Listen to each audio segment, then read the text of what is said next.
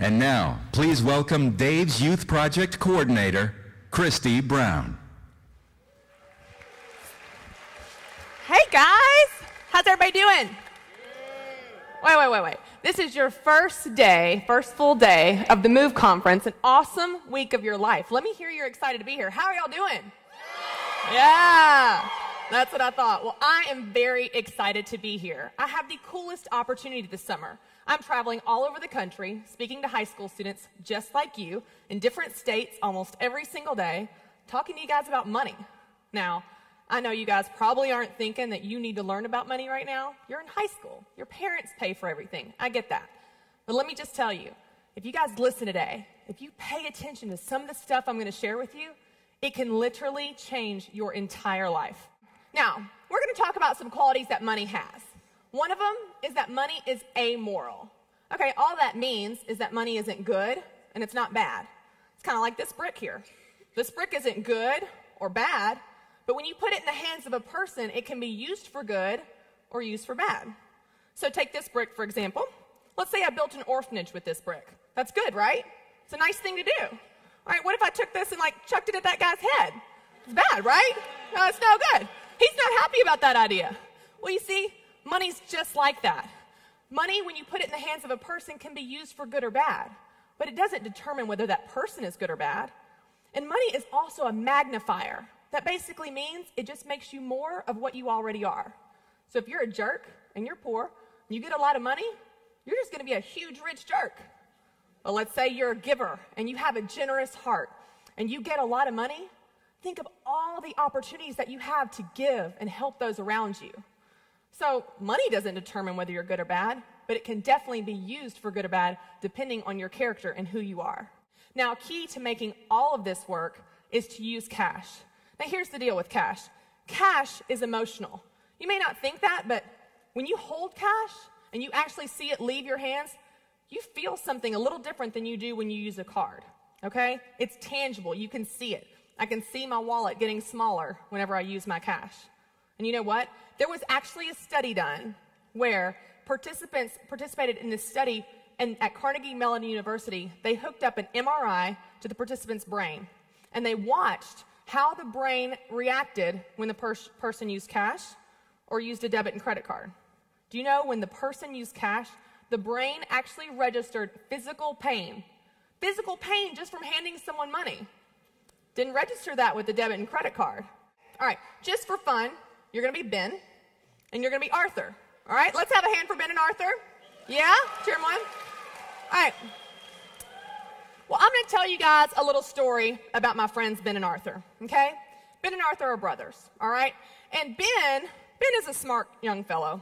Ben actually decides early in life that he wants to start planning and saving, which I know doesn't sound cool, but Ben, he's a smart guy, like I said. Ben actually saves $2,000, I need you to hold this for me, Ben, every year from the time that he is 19, when he's 20, 21, all the way up until he is 26 years old, okay? Ben saves a total of $16,000. All right, how awesome is that? Let's give Ben a hand. $16,000. He's 26 years old. That's pretty awesome.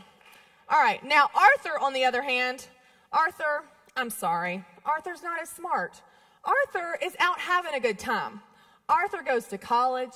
He goes on some cruises. He goes to every concert his favorite band is at. He tours around with them. He's spending money and having a good time. All right? But Arthur wakes up at the age of 26, and he looks at his brother Ben, and he says, Ben has $16,000.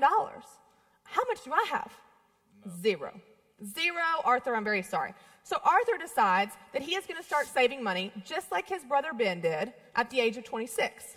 Arthur puts in $2,000 just like Ben at 26, 27, 28, all the way up until he is 65 years old.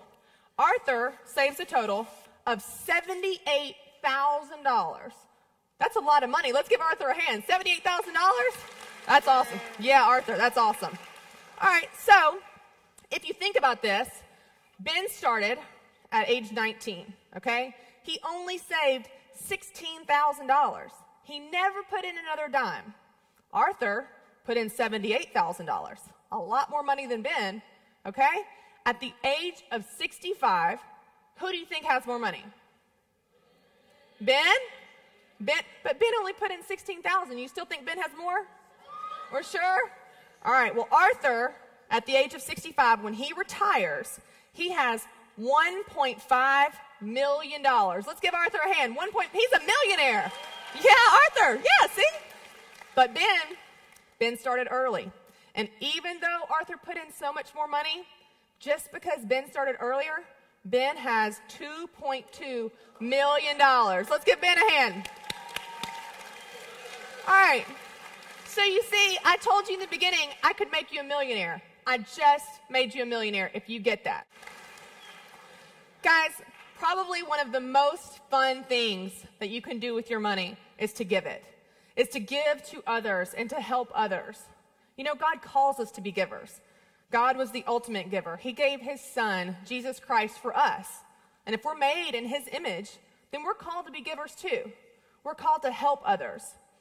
And you can have money. If you get a lot of money, if you do the stuff I've taught you today, you're going to be very wealthy. And you'll be very blessed with a lot of things. But if that's all you do is hold on to that, like I said earlier, you'll never be fulfilled.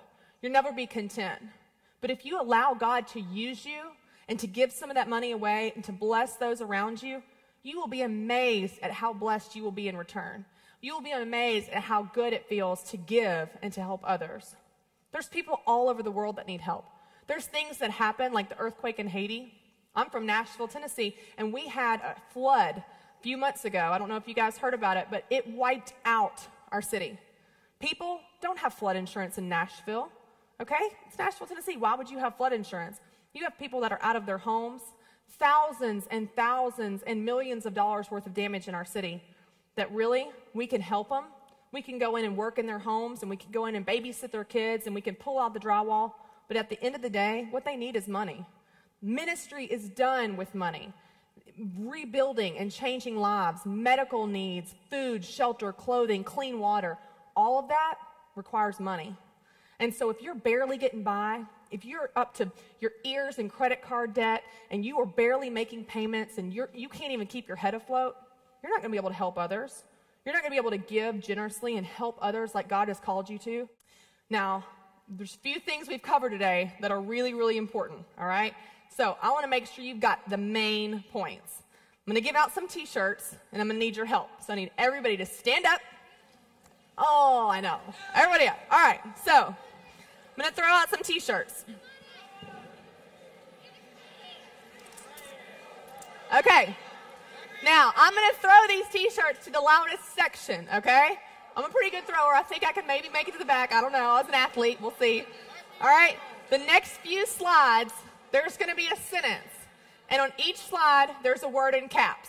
I'm going to say the sentence. You scream the word in caps, all right? Is that a deal? All right. First one. Debt is... Woo! That was good. All right, next one. To get money, go to... Ooh, that's good. Telling your money where to go is called a... Oh, I'm so sorry. That got caught, the rubber band got caught on my finger. Next one. Use... All right. Last one. Give and give. Good job. All right, you guys give yourself a hand. Y'all can sit down.